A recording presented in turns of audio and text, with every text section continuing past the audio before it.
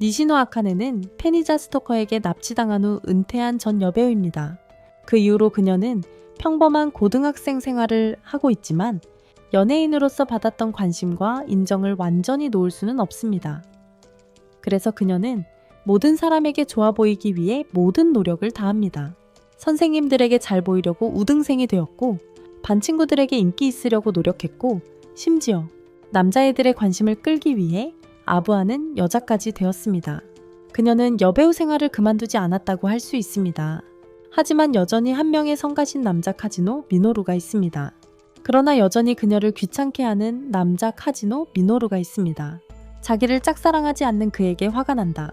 석 달 동안 같은 반에 앉아 있었지만 그의 이름을 기억하지 못하고 아나아나스타샤 심지어 안키타라고 부르지만 아카네라고는 부르지 않는다. 그녀가 그에 대해 가장 싫어하는 것은 그가 말할 때 그녀를 보지 않는다는 것이다. 마치 그녀 뒤에 더 흥미로운 무언가가 있는 것처럼 이 평범한 남자는 자신이 누구라고 생각하는 거지? 어느 날 아카네는 평소처럼 방과 후에 차를 부른다. 하지만 1시간 동안 연락을 시도했음에도 불구하고 전화를 받지 않는다. 어쩔 수 없이 그녀는 혼자 걸어서 집으로 돌아가기로 한다. 납치 사건 이후 처음으로 무슨 일인지 알아요? 그녀는 두 남자에게 다시 납치당하는데 그들은 그녀에게 클로로폼을 씌우고 낡은 벤에 태웁니다.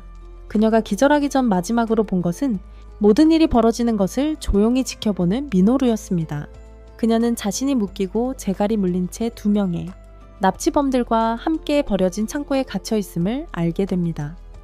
그들은 그녀를 거액의 몸값과 맞바꾸려 합니다. 그중 한 명이 추태를 부리기 시작하자 가면을 쓴 침입자가 유리지붕을 깨고 들어와 자신을 스타일리시 갱스터 슬레이어라고 소개합니다. 하지만 배트맨만큼 스타일리시하지는 않습니다. 그는 첫 번째 험악한 남자를 쉽게 제압하고 다른 남자는 그가 마침내 군대를 나온 이후로 제대로 된 상대를 만났다며 흥분합니다. 군대에서 그의 취미는 군인들을 괴롭히고 아마도 여차하면 아군을 향해 총을 쏘는 것이었죠. 전직 군인은 총을 버리고 칼로 싸우지만 스타일리시한 갱스터 사냥꾼은 쇠질의 때로 방어하며 결국 그의 무장을 해제합니다. 그 남자는 더 강한 체격 덕분에 손쉽게 그를 제압하고 결국 능글맞은 경계자가 자신의 진짜 힘을 사용하게 만듭니다. 쇠질의 때를 뒤집어 휘어진 부분을 사용할 수 있도록 말이죠. 휘어진 부분으로 한 방에 남자의 손목이 부러집니다. 그는 계속해서 공격을 퍼붓고 각각의 공격은 믿을 수 없을 정도의 힘을 지니고 있어서 남자가 악명 높은 스키 마스크를 쓴 광전사 도시의 주요 바이커 갱들을 쓸어버린 자를 마주하고 있음을 깨닫습니다. 전직 군인은 그에게 상대가 되지 않고 얻어맞아 죽습니다. 손에 칼을 든 그가 아컨을 마주하자 그녀는 자신의 차례라고 생각하지만 그는 그저 그녀의 결박을 풀어주고 조심하라고 말한 뒤 밤에 집으로 걸어가는 그녀를 지켜보다가 허공으로 사라집니다. 그 후 그녀는 경찰에 신고하고 그녀의 아버지는 그의 영향력을 이용해 사건을 은폐합니다. 그녀는 멋쟁이 폭력배 사냥꾼의 정체를 알아내지 못했습니다. 다음날 그녀는 아무 일도 없었던 것처럼 학교에 가서 모두에게 인사를 하고 미노루를 포함해서 하지만 이번에는 그녀의 이름을 제대로 부르며 그녀를 직접 쳐다봅니다. 그녀는 그가 자신의 빛나는 갑옷을 입은 기사일지도 모른다는 생각을 떨칠 수 없습니다. 하지만 그녀는 그것을 확인할 기회조차 얻지 못하는데 트럭에 치여 갑자기 죽어버리기 때문입니다. 트럭쿤이 또 다른 희생자를 앗아갔습니다. 언제쯤 만족할까요? 그 이전에 많은 사람들처럼 미노루도 트럭쿤의 죽음의 키스 후 눈이 움푹 들어갑니다. 그는 평생의 꿈이 영웅이 되는 것이었던 자신의 삶을 회상합니다. 그는 다양한 무술과 웨이트, 지구력 훈련 무기 사용 훈련을 받으며 최대한 강하고 사나워지려고 했지만 만화 속 슈퍼히어로들의 힘에는 절대 미치지 못했습니다. 잘해야 밤에는 멋진 악당 사냥꾼 정도, 그저 몇몇 악당들을 때려 눕히는 정도였죠. 그래서 그는 자신이 마법 능력을 가진 영웅으로 아름다운 여성들로 이루어진 후궁을 거느리고 그림자 속 악을 물리치는 그림자의 지배자로 다시 태어납니다. 좋아요. 이제 배트맨보다 멋있어졌어요. 이 마법 세계에서 그의 이름은 시드 카지누이며 귀족 출신입니다. 수많은 세대의 암흑기사 마법을 사용하여 신체 능력을 강화하는 전사들을 길러낸 카지누 가문. 그들은 마법을 사용하여 신체 능력을 강화하는 전사들입니다. 이번 세대는 특히 재능 넘치는 여동생 클레어 덕분에 더욱 기대를 모으고 있습니다. 시드는 누나의 그림자에 가려 평범한 존재로서 겉으로는 평범한 인물인 척하며 밤에는 악당들을 괴롭히는 두려운 그림자의 지배자로서 비밀리에 활동합니다. 어느 날 그는 강력한 마법 파장을 방출하는 살아있는 썩어가는 덩어리를 발견하고 실험에 사용합니다. 한 달 동안 아무런 성과를 내지 못하다가 우연히도 그것은 덩어리를 본래의 모습으로 바꾸어 그것이 엘프 소녀였음을 드러냅니다. 정신을 차린 그녀 앞에서 게네크는 고귀한 영웅인 척 연기하며 섀도우가 그녀를 되살리려 했던 이유를 설명합니다. 그는 3명의 전설적인 영웅이 디아블로스라는 악마를 물리쳤다는 이야기가 사실이라고 설명합니다. 복수심에 불탄 디아블로스는 그 영웅들의 후손들에게 저주를 내려 썩어가는 살덩거리로 만들었지만 누군가가 역사를 왜곡하여 그 덩어리들이 저주받은 존재가 아니라 원한을 품은 영혼이 깃든 것이라고 퍼뜨렸다고 합니다. 그 배우를 묻자 그는 말을 더듬으며 배우는 이름조차 말할 수 없는 자라고 말합니다. 하지만 엘프는 계속해서 주장하며 디아블로의 숭배라는 럼주병을 보여주며 디아블로를 부활시키려는 음모를 꾸미는 머나세스라는 집단이 배후에 있다고 말합니다. 그들의 악행을 막는 것이 자신의 임무라고 합니다.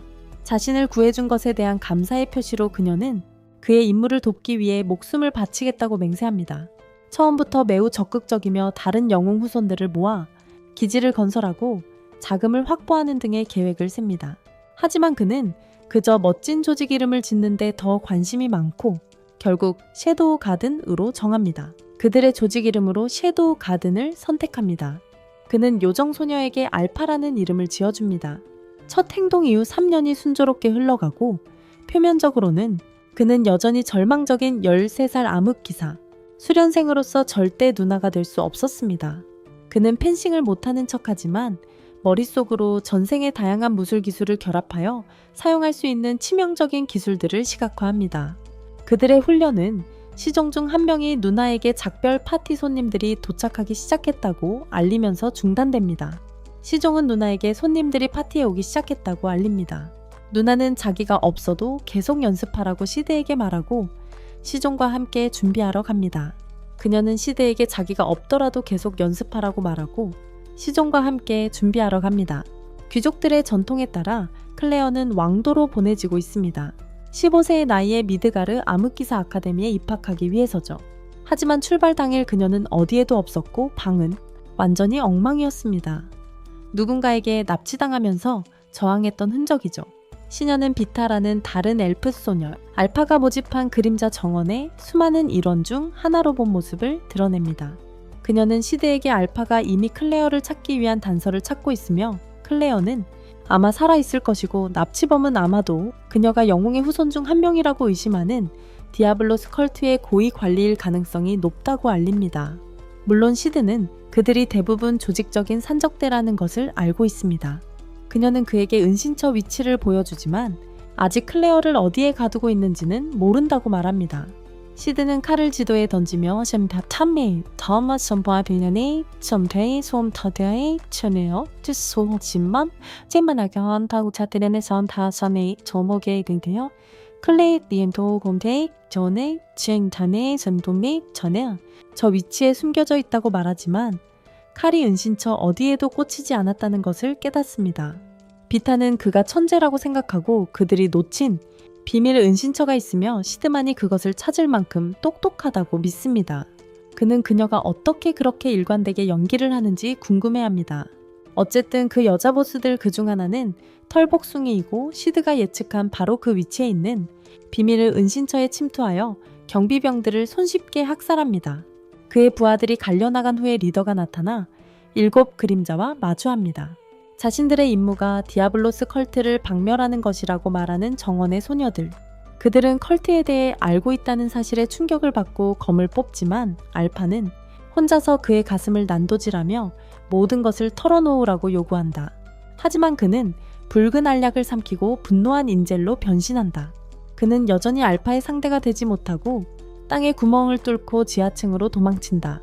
그들은 그를 추격하지 않는다. 왜냐하면 그들은 자신들의 주인 시드가 그를 기다리고 있다는 것을 알기 때문이다. 사실 시드는 은신처 지하에서 길을 잃었지만 우연히 그 남자와 마주친다. 그는 그 남자가 알파보다 더 강력한 마법 능력을 가지고 있음을 감지하지만 제대로 사용하는 방법을 모릅니다. 그는 친절하게도 마법을 제대로 사용하는 방법에 대한 몇 가지 강의를 실제 시범과 함께 해주는데 그로 인해 그 남자는 심각한 부상을 입습니다. 그는 자신이 칼을 잡은 이후로 단 한 번도 상대에게 패배한 적이 없는데 어린 소년에게 장난감처럼 가지고 놀린다는 사실을 믿을 수 없습니다.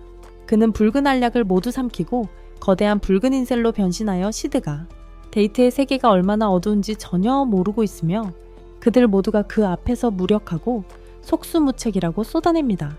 색은 그의 독백에 지쳐서 하나의 그를 쓰러뜨리려는 엄청난 마법 에너지의 폭발. 마지막 순간 그 남자는 깨닫습니다. 어쩌면 시드가 세계를 지배할 만큼 충분히 멋질지도 모른다고. 혼란 속에서 클레어는 은신처에서 탈출하여 시드의 개입을 모른 채 카즈노 저택으로 돌아옵니다. 부상에서 회복한 후 계획대로 미드가르 학원에 갑니다. 시드는 디아블로스 컬트가 매우 실질적인 위협이라는 사실을 여전히 알지 못합니다. 어느 날 소녀들은 시드 곁을 떠날 시간이라고 말하며 시드에게 작별 인사를 합니다. 그들은 디아블로스 컬트가 세계적인 규모로 운영되는 거대한 조직이라고 주장하며 그 조직의 모든 부분을 사냥하고 싸우기 위해 흩어져야 한다고 말합니다. 시드는 이게 그들이 역할극을 못 따라온다는 걸 정중하게 말하는 방식이라고 생각해. 15살이 되자 미드갈 아카데미에 입학해서 평범한 사람이라는 이미지를 유지하고 평범함의 상징인 피노와 스켈과 친구가 돼. 최근 시험에서 가장 낮은 점수를 받은 사람에게 벌칙을 주기로 해. 가장 뛰어난 남자들도 거절한 학교에서 가장 인기 있는 여자 알렉시아 공주에게 고백하는 거야. 시드는 일부러 가장 낮은 점수를 받아서 조연의 혹독한 거절을 경험하려고 해. 그래서 그는 그 역할을 위해 밤낮으로 연습해. 조연의 전형적인 냉혹한 거절을 경험하기 위해서 그는 하루 종일 밤새도록 연습해서 조연의 역할을 제대로 할 수 있도록 해. 공주 앞에서 긴장한 채 허둥지둥대는 바보가 완벽하게 행동했어요. 하지만 모두의 충격 속에 그녀는 그의 청혼을 받아들이고 그의 여자친구가 되며 그를 오랫동안 기다려왔다고 주장합니다. 그녀는 점심 식사 자리에 스스로 합석하여 그에게 원치 않는 관심을 끌어들입니다. 그녀는 최고급 고기와 가장 신선한 채소로 구성된 정찬을 대접받지만 혼자 다 먹기에는 양이 너무 많습니다.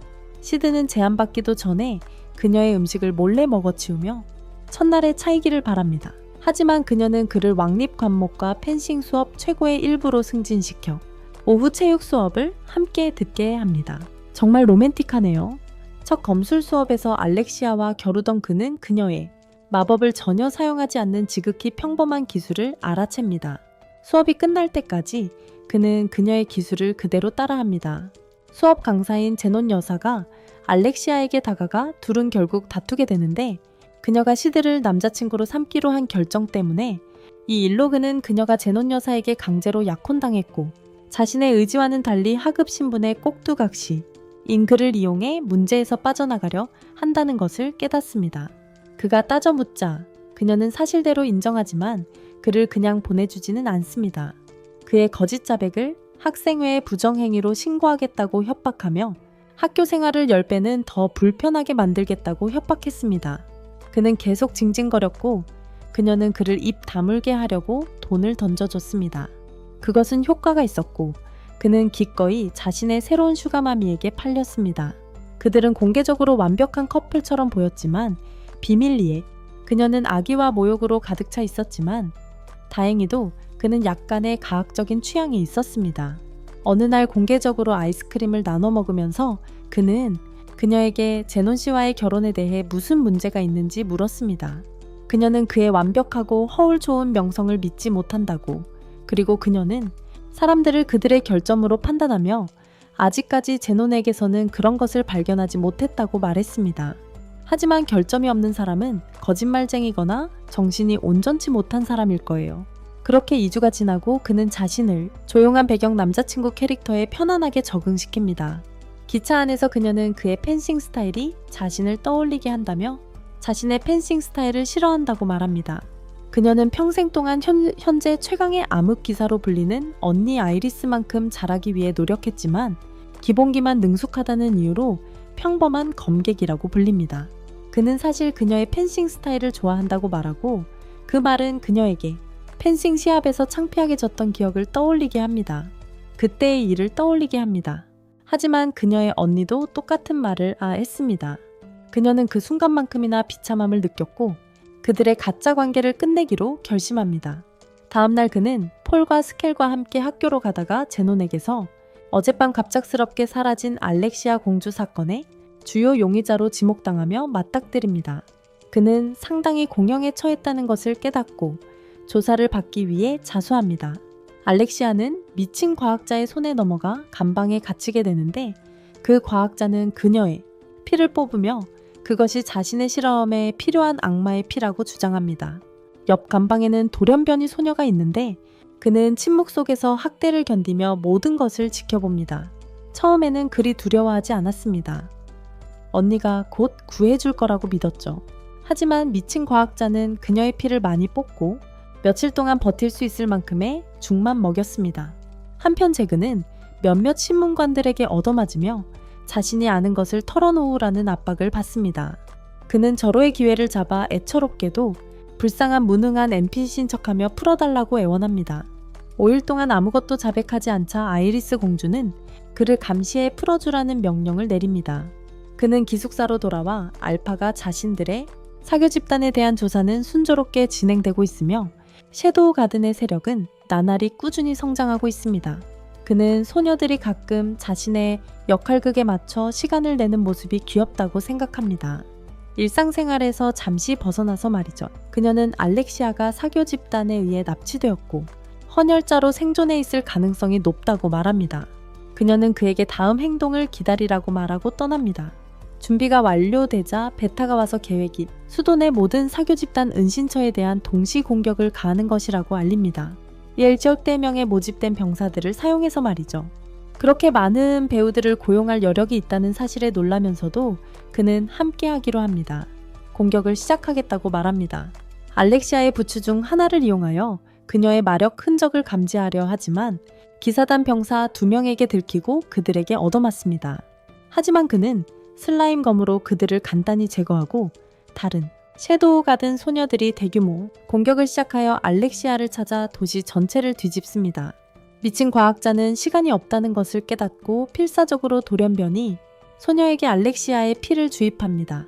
소녀의 경고에도 불구하고 말이죠. 소녀는 악마로 변해 과학자를 순식간에 죽입니다. 그리고 수도에서 큰 혼란을 일으키기 전에 알렉시아를 풀어줍니다.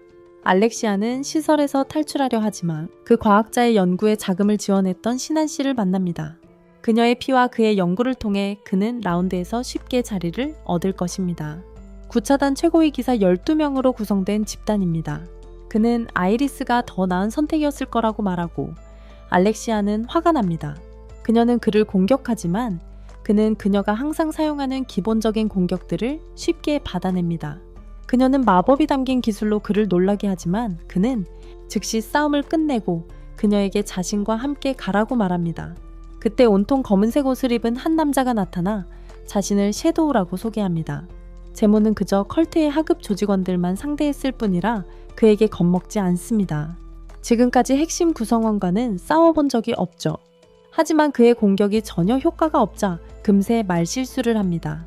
한편 아이리스 공주는 날뛰는 악마와 맞서 싸우지만 그의 미친 듯한 회복력 때문에 죽일 수 없습니다.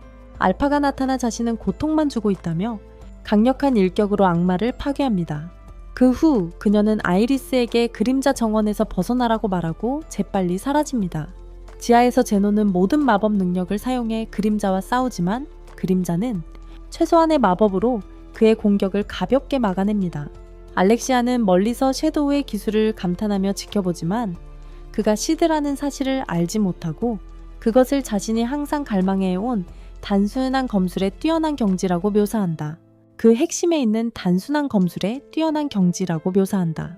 제모는 붉은 알약을 삼켜 괴물로 변신하고 전능한 힘을 얻었다고 주장한다. 화려하기는 하지만 섀도우는 동요하지 않고 계속해서 제압한다. 마침내 그는 항상 사용하고 싶어 했던 궁극의 기술, 핵폭탄과 단 하나의 마법으로 제논과 대피한 수도 대부분을 원자로 만들어버린다. 공격 후 아이리스 공주는 알렉시아가 살아있다는 사실에 안도한다. 그리고 두 자매는 서둘러 나갔습니다. 다음날 알렉시아는 무관심한 시드에게 그날 있었던 일을 이야기하지만 시드는 자리를 뜨려 합니다. 알렉시아는 그를 붙잡고 자신이 그의 펜싱 스타일을 좋아한다고 말했던 것을 언급하며 감사를 표합니다. 이제 자신도 그의 펜싱 스타일을 좋아하게 되었다는 말과 함께 그런 다음 제논 여사가 돌아가셨으니 이제 진짜로 사귈 수 있다고 말합니다. 시드는 그의 제안을 단호히 거절하고 솔티 프린세스의 공격을 받습니다. 섀도우 가든 소녀 보스들은 최근 조사 결과를 보고하기 위해 회의를 합니다. 모든 것이 잘 진행되는 것처럼 보이지만 섀도우 가든으로 가장한 집단이 범죄를 저지르고 다니는 문제가 있습니다. 그들은 이 가짜 집단의 악행을 색출하고 종식시켜야 합니다. 섀도우 가든의 이름이 더럽혀지기 전에 말이죠. 아이리스 공주는 과학 아카데미 부학장의 딸이자 왕국 최고의 연구원으로 알려진 셰리와 만납니다. 아이리스는 그녀에게 핵폭탄 마법 이후 파괴된 광신도 은신처 중 한 곳에서 발견된 유물의 기능을 해독해달라고 요청합니다. 처음에는 주저했지만 아버지의 격려 덕분에 그녀는 동의합니다. 포아스켈은 친구 시드가 엑시아에게 차인 것을 안타까워하며 그를 모든 종류의 상품을 파는 고급 백화점으로 데려갑니다. 다른 곳에선 볼 수 없는 초콜릿 같은 것들이 있거든. 상류층 사람들이 줄을 서서 가게에 들어가려고 하는데 대기 시간이 약 80분이나 된대. 잠깐 슈프림 매장 오픈인가? 포는 그렇게 오래 기다리는 걸 주저하는데 그 이유는 그가 들었던 그 거리의 살인마에 대한 이야기 때문이야. 어둠 속에서 사람을 공격한다고. 시드는 가게의 건축 양식에 감탄하는데 그것은 그에게 전생에 세련되고 현대적인 건물 디자인을 떠올리게 해. 한 여자가 그들의 무리에 다가와 시드를 가리키며 가게 안에서 설문조사에 참여해달라고 부탁해. 그녀는 시드를 가게 안으로 안내하며 그곳이 정확하게 복제된 곳임을 깨닫게 해줘. 그의 전생 시절 백화점들을 이 세계에서는 처음 보는 광경입니다. 그녀는 그를 최상층으로 데려가는데 거기에는 또 다른 화려한 건물이 있습니다. 그는 안으로 들어가 양쪽에 줄지어 서서 절을 하는 여인들을 봅니다. 그들은 흑발의 여인이 서 있는 옥좌로 이어집니다. 그는 그녀를 그림자 정원의 일원인 감마로 알아봅니다. 그녀는 그의 설명을 재현하여 왕국 안팎의 이 백화점과 많은 지점들을 만들었습니다. 그는 그것을 그림자의 지혜라고 부를 것입니다. 시드는 자신이 전생의 이야기를 조금씩 했던 것을 떠올립니다. 하지만 그것은 초콜릿이 쓴 콩으로 만들어지고 엄청난 설탕으로 단맛을 내어 굳힌다는 등의 모호한 세부사항뿐이었습니다. 그녀의 놀라운 두뇌가 그의 어리석은 말만으로 이런 걸 만들어낼 수 있다는 사실에 그는 놀랐지만 만약 누군가가 해낼 수 있다면 바로 그녀다. 그녀는 그림자 정원에 가장 똑똑한 두뇌를 가졌지만 체력은 100이다.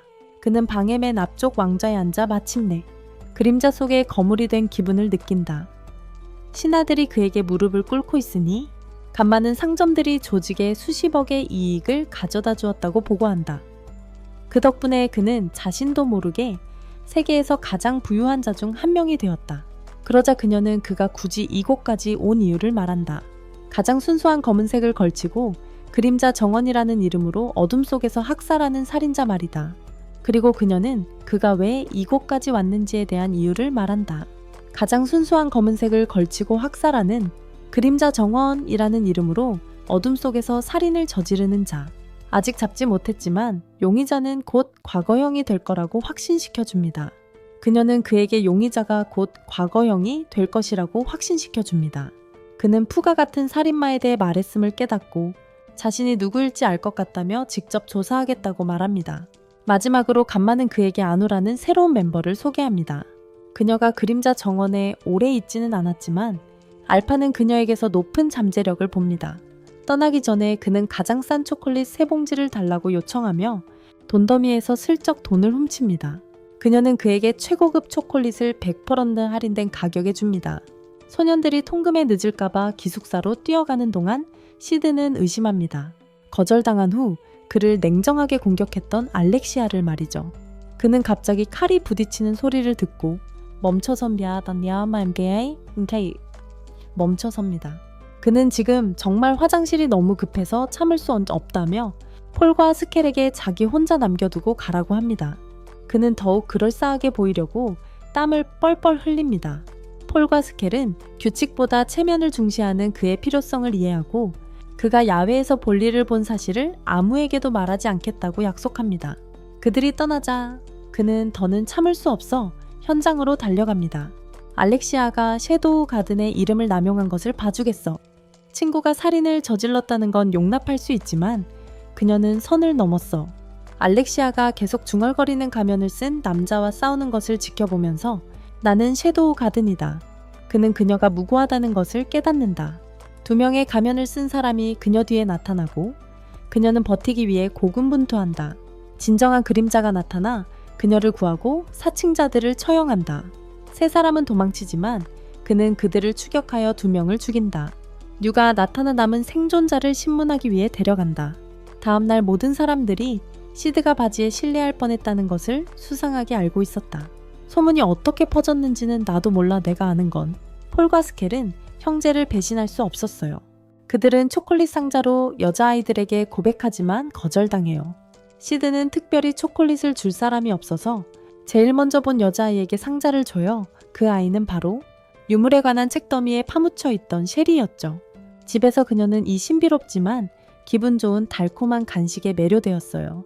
그녀의 아버지는 그것을 보고 초콜릿이라고 설명해줘요. 부자들의 최신 유행하는 과자라고. 그리고 그것을 준 소년이 아마 고백을 했을 거라고 말이죠. 그는 딸이 책 외의 세상을 넓히도록 격려하며 그녀에게 답을 해보라고 권해요. 그가 기침을 심하게 하자 그녀는 걱정했지만 그는 자신이 전보다 훨씬 괜찮다고 그리고 그렇게 훌륭한 딸을 입양하게 되어 자랑스럽다고 말합니다. 이 드라마 끝날 때쯤엔 꼭 죽을 거야. 다음날 뉴는 학교에 교복을 입고 나타나 자신들이 잡은 범인이 강력한 세뇌로 인해 정신이 붕괴되어 어떤 정보도 제공하지 않았다고 보고합니다. 그것은 디아블로의 하부 조직인 제3자의 아이들 사이에서 공통적으로 나타나는 특징입니다. 이들은 마법 능력이 있는 고아와 가난한 가정의 아이들로 구성되어 있으며 마약을 투여당해 세뇌당합니다. 맹목적으로 광신도의 명령에 따르도록 만들기 위해서입니다. 그들은 이 사교 집단의 목표가 그들의 이름을 이용해 그림자 정원을 유인하는 것이라고 생각합니다. 게다가 최초의 아이들 중 한 명인 렉스의 목격이 확인되었습니다. 최초의 아이들이란 약물 세뇌 후에도 정상적인 정신을 유지하고 있는 자들을 일컫는 용어입니다. 뉴는 잘못 생각하고 있습니다. 그는 이미 렉스의 뒤를 쫓고 있다고 생각하지만 실제로는 폴과 스켈에게 학교 토너먼트에 참가하게 된 것에 대해 불평하고 있습니다. 하지만 토너먼트가 다가오자 그는 그 생각에 익숙해지고 자신이 익힌 다쉐입 파울까지 기술을 선보일 기회로 삼기로 합니다. 그리고 그것을 통해 자신의 실력을 증명할 기회로 여기기로 결심합니다. 완벽한 배경 캐릭터 역할을 수행하기 위해서 1라운드에서 그는 오리아나 왕국의 공주이자 학교 최고의 검객인 로즈 오리아나 학생회장과 짝을 이룬다. 그녀는 이름 있는 캐릭터의 최고의 예시이기에 그보다 더 좋은 행운은 없었다. 그리고 그는 배경 캐릭터로서 망신스럽게 탈락하는 역할을 완벽하게 수행해야만 했다. 시합이 시작되고 그는 공중제비를 돌다가 첫 공격만에 얼굴부터 땅에 떨어지며 아낌없이 가짜 피를 토해낸다. 하지만 그는 아직 세상에 보여줄 나시로까지 기술이 남아있기에 계속해서 한 번의 패배 뒤 또 다른 패배를 거듭하며 시합을 이어간다. 로즈는 그의 굳건한 결의에 서서히 존경심을 갖게 되고 그에게 영광스러운 패배를 안겨주기로 결심합니다. 강력한 마법으로 충전된 공격을 사용하여 마침내 결판을 내려고 합니다. 시드는 인생 최고의 경기를 펼칠 날만을 기다렸지만 심판이 그를 밀쳐내고 경기를 즉시 종료시키며 로즈를 승자로 선포합니다. 시드에게 즉각적인 응급치료를 받게 하기 위해서였습니다. 그는 들것에 실려가면서도 아직 보여주지 못한 33가지 기술이 남았다며 울부짖습니다. 로즈는 그를 정신적으로 승자라고 생각하며 자리를 떠납니다.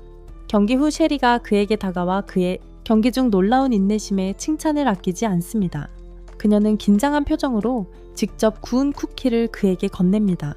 감사 표시와 함께 친구로 시작하자고 제안한다.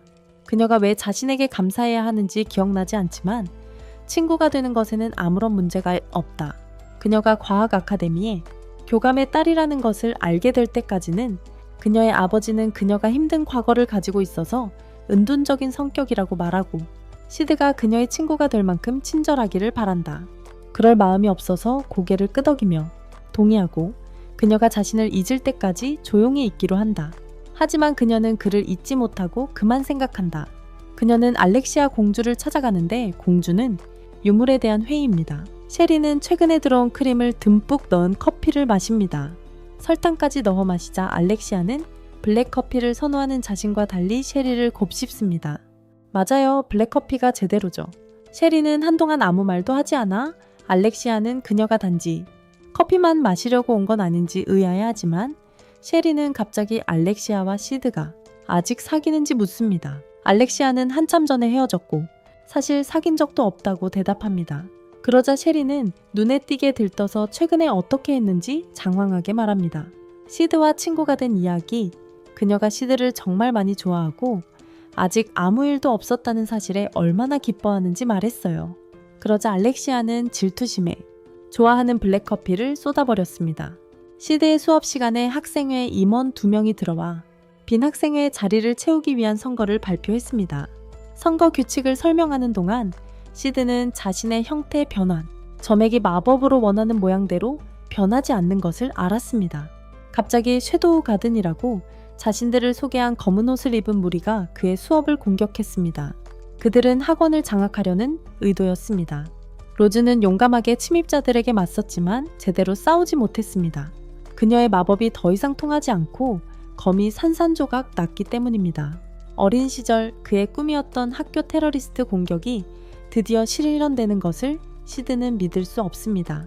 와, 그는 분명히 미국인이 아닙니다. 와, 그는 확실히 미국인이 아니야. 그는 이 기회를 최대한 활용하여 테러리스트의 첫 번째 희생자가 되고자 합니다. 조연에게는 어울리는 최후입니다. 그래서 그는 뛰어들어 로즈 대신 치명타를 맞습니다. 이로 인해 로즈는 시드가 자신을 위해 목숨을 바쳤다고 믿게 됩니다.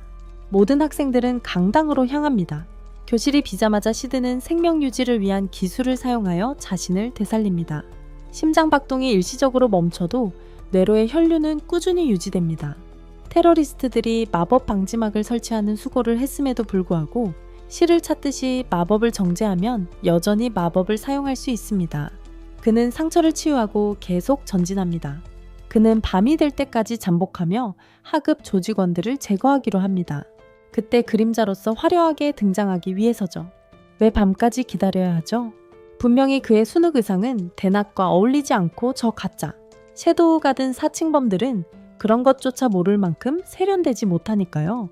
그는 쉐리의 서투른 잠입을 보고는 그녀의 앞길을 막는 테러리스트들을 저격하여 그녀를 보호한다.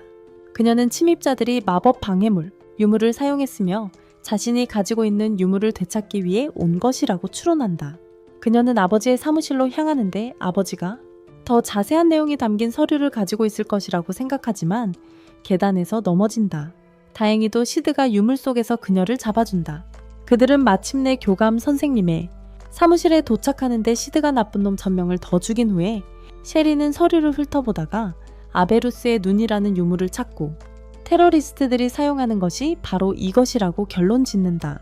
일정 범위 내에 모든 마법 에너지를 일시적으로 흡수하는 힘을 가지고 있어요. 단 감지하기에는 너무 크거나 작은 마법 흔적, 그리고 지금 흡수하도록 프로그램된 파장을 사용하는 마법은 예외죠. 그래서 시드가 스스로 치유할 수 있었고 테러리스트들이 아무런 문제 없이 마법을 사용할 수 있었던 거예요. 가장 걱정되는 건 아베루스의 눈이 흡수할 수 있는 모든 마법을 가득 채우면 그 모든 걸 한꺼번에 큰 폭발 형태로 방출한다는 거예요. 그녀는 모든 학생들이 강당에 모여 아베루스의 눈에 마법 에너지의 흐름을 공급하고 폭발을 일으키도록 모인 것이 아닐까 걱정하고 있어요. 다행히 그녀가 가지고 있는 유물은 아베루스의 눈의 제어 장치예요.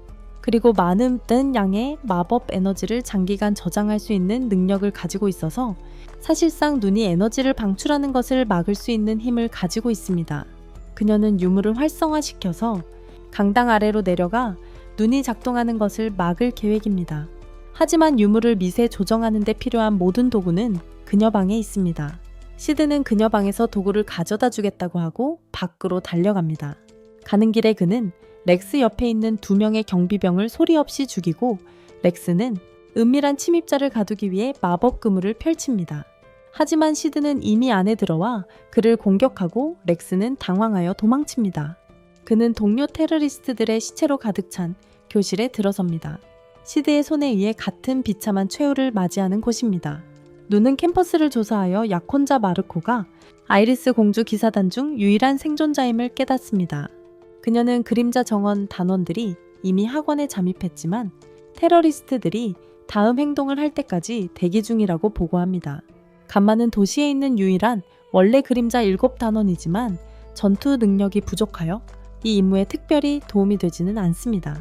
아이리스 공주와 기사단은 무엇을 해야 할지 의견이 다른 것 같지만 현재로서는 그녀에게 유용한 유일한 지원군일 수 있습니다. 이제 그림자의 역할을 맡게 된 시드는 세부 조정 작업에 집중합니다. 인공 유물을 해제하고 셰리에게 필요한 모든 것을 모읍니다. 해질녘까지 준비해야 한다는 그의 말에 누는 그때를 노려 그림자 정원을 습격할 준비를 합니다. 모든 학생들은 테러리스트들과 이 작전의 지휘자인 곤트 나이트에게 삼엄하게 경계되는 강당에 속수무책으로 앉아 있습니다. 그는 라운드의 전직 구성원이자 열렬한 디아블로스 팬입니다. 셰리는 유물을 성공적으로 작동시키고 상황을 해결하기 위해 자신을 되돌아보며 어머니가 돌아가신 후 사랑하는 아버지가 자신을 입양했던 때를 떠올립니다. 어머니는 그녀와 같은 연구원이었습니다. 그녀는 비밀 지하 통로로 이어지는 숨겨진 길을 엽니다. 강당 아래까지 학원 전체를 돌아다니며 다른 학생들이 언제든지 학교 총격범에게 죽을까봐 두려워하는 동안 쉬는 셰리가 가장 힘든 싸움을 하도록 만듭니다. 지하에서 박쥐와 쥐들과 싸우는 것 말이죠. 그녀는 마침내 강당의 갤러리 중 한 곳에 도착해서 가운트 기사가 아베루스의 눈을 들고 있는 것을 봅니다. 그녀는 자신의 유물을 작동시켜 기사를 향해 던집니다. 그것은 밝은 금빛으로 빛나며 눈의 힘을 상쇄하고 학교 주변의 반마법 장벽을 해제합니다. 이것을 본 로즈는 한 명을 향해 첫 공격을 가합니다. 경비병 중 한 명을 따돌리고 다른 학생들에게 행동을 촉구한다. 하지만 아직 아베루스의 눈이 흡수한 마력을 되찾지 못했기에 그들은 여전히 불리한 위치에 있다. 로즈는 가면을 쓴 테러리스트 중 한 명과 싸우다가 갑자기 그가 바로 눈앞에서 죽는 것을 목격한다. 섀도우는 위쪽 유리 지붕을 깨고 내려와 그녀 옆에 발을 딛고 서서 매력적인 목소리로 아름다운 검사로서 훌륭한 활약을 했다고 말한다. 섀도우에게 뺏기고 싶지 않으면 웨이퍼는 집에 두고 가세요. 학생들은 주위를 둘러보고 검은 옷을 입은 전투원들이 여전히 서 있지만 자신들을 공격하지 않는다는 것을 깨닫는다. 섀도우가 검을 들자 모두가 한 목소리로 외칩니다. 우리는 그림자 정원입니다. 컬트의 증원부대가 쇄도하지만 그림자 부하들은 학생들이 강당에서 대피하는 동안 그들을 저지합니다. 셰리는 군중 속에서 아버지를 찾지만 어디에도 찾을 수 없습니다. 가면 기사는 테러리스트들이 학교에 설치한 화재 장치를 작동시켜 강당과 캠퍼스의 나머지 부분에 불이 붙게 합니다. 아이리스 공주는 많은 학생들이 이미 밖으로 나온 것을 보고 서둘러 들어갑니다. 로즈는 그들이 자신들을 그림자 정원이라고 주장하는 수수께끼의 조직에 의해 구조되었지만 공격자들 또한 같은 이름을 사용한다고 말합니다. 이것 때문에 아이리스는 그들의 동기가 무엇인지 혼란스러워합니다. 섀도우는 혼돈을 이용해 쉐리의 방으로 빠져나가 그녀의 연구 자료를 태우는 곤트 기사를 뒤쫓습니다. 쉐리의 연구 자료를 태우려고 그의 방으로 들어갑니다. 그는 곤트 기사에게 그의 진짜 정체가 쉐리의 아버지이자 교감인 레더린이라고 맞섭니다. 그는 투구를 벗어 그 말이 사실임을 증명하고 자신의 악당이 된 사연을 이야기합니다. 그는 왕국에서 가장 뛰어난 검객이었지만 왕실 기사단에 들어 정점에 올랐을 때 불치병에 걸렸습니다. 그는 병을 고칠 치료법을 찾다가 특정 유물, 아바리스의 눈에서 가능성을 발견했습니다. 쉐리의 어머니는 다른 학자들에게 너무 똑똑하다는 이유로 미움을 받던 연구원이었습니다. 그 기능을 연구하고 있었기에 그녀의 연구에 자금을 지원하다가 그것이 너무 위험해서 정부에 넘겨 안전하게 보관해야 한다고 판단했습니다.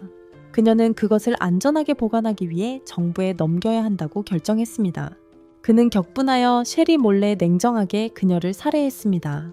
그는 그녀를 입양하여 어머니의 연구를 계속하도록 이끌었는데 그 이기적인 목표는 질병 치료법을 찾는 것이었습니다.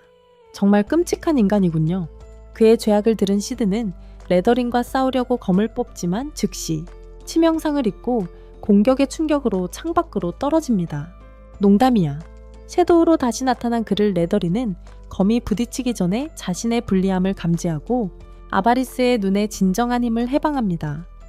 제어 장치를 사용하여 몸의 약점을 치유하고 평범한 인간의 범주를 넘어선 마법 에너지로 채웁니다. 그는 섀도우를 체크메이트 했다고 생각합니다. 섀도우를 물리치고 이 사건의 모든 책임을 섀도우 가든에 뒤집어 씌울 수 있으니까요. 하지만 놀랍게도 섀도우는 전혀 개의치 않습니다. 전 세계가 그들에게 등을 돌리는 것을 두려워하지 않기 때문입니다. 레더린의 강화에도 불구하고 그는 섀도우에게 완전히 압도당하고 셰리의 어머니를 죽였던 것과 같은 방식으로 죽임을 당합니다.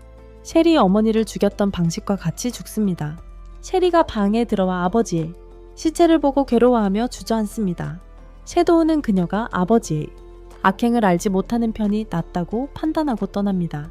미드가르 아카데미 테러 공격 이후 섀도우 가든이 사건 전반에 대한 책임을 지게 되고 섀도우는 가장 수배 중인 범죄자 중 한 명이 됩니다. 학생들은 부상자와 파괴된 학교 캠퍼스에 복구를 위해 마땅히 휴식을 취하게 됩니다. 셰리는 시드에게 다음 학기에는 과학 분야를 선도하는 도시인 라고스로 유학을 가기 때문에 돌아오지 않을 것이라고 말합니다. 새 프로젝트에 대한 지식을 습득하고 연구합니다. 그를 더 알지 못했다는 실망감을 표현하지만 그는 무관심한 작별 인사만 건넬 뿐입니다. 떠나기 전에 그는 그녀에게 무슨 일을 할 것인지 묻고 그녀는 불길한 듯 그것이 비밀이라고 답합니다. 대부분의 학생들이 조기 학예 휴가를 위해 집으로 돌아갔지만 시드는 집이 너무 지루해서 기숙사에 혼자 남아있지만 기숙사마저 지루하다는 것을 깨닫습니다. 메노미니는 알파로부터 린드웜으로 와달라는 편지를 받고서야 마침내 깨어납니다. 신성한 가르침은 가장 인기 있는 종교입니다. 이 세계를 따르며 여신 베아트릭스의 말씀을 따릅니다. 린드웜은 신성한 가르침의 성지 중 하나로 여신이 3명의 전설적인 영웅들에게 자신의 힘을 부여했다고 믿어지는 곳입니다. 회상 장면에서 시드는 테러리스트들의 공격 후 심각한 부상을 가장하여 의심을 피하려는 모습을 보입니다. 녹슨 갑옷에 기사가 살아있다는 사실을 알게 된 로즈는 확인하기 위해 머리부터 발끝까지 붕대로 감싸인 그를 찾아가 그에게 자신의 사랑을 고백했습니다. 그 이후로 시드는 그녀의 남자친구로서 그녀와 붙어 다니게 되었습니다. 여행 중에도 그녀에게서 벗어날 틈이 없는데 그녀가 그를 끈질기게 따라다니기 때문입니다. 역에 들러 합류를 요청받아 거절할 수 없는 입장에 처하게 됩니다. 이제 와서 그는 단역 경험을 위해 이틀이나 걸리는 적과 열차를 탈 걸 후회합니다. 몇 시간이면 달려갈 수 있었는데 말이죠. 알파는 왜 그를 린드웜으로 불렀는지 말하지 않았지만 그의 추측으로는 다가오는 여신 시험 때문일 겁니다. 마침 아이리스 공주와 렉시아도 여신 시험을 위해 린드웜의 성지로 향하고 있었고 감마 백화점에서 여행을 위한 쇼핑을 조금 합니다. 이틀간의 긴 여정 끝에 로즈와 열차를 피해 린드웜에 도착했고 시드는 액세서리와 핀을 파는 많은 상점들을 발견합니다. 왼팔이 검에 꿰뚫린 디자인으로 로즈는 전설에 따르면 올리버라는 영웅 중 한 명이 디아블로의 왼팔을 잘라내어 센추어리라는 폐허에 봉인했다고 설명합니다. 그곳은 마을 외곽의 험준한 산 어딘가에 위치해 있습니다. 로즈는 자신이 좋아하는 작가 중 한 명인 나츠메의 사인회를 보고는 흥분해서 줄을 섭니다. 시드는 소설들을 살펴보다가 원피스, 애쉬렐라 드래곤볼 에이지 등 제목에서 공통된 주제를 발견합니다.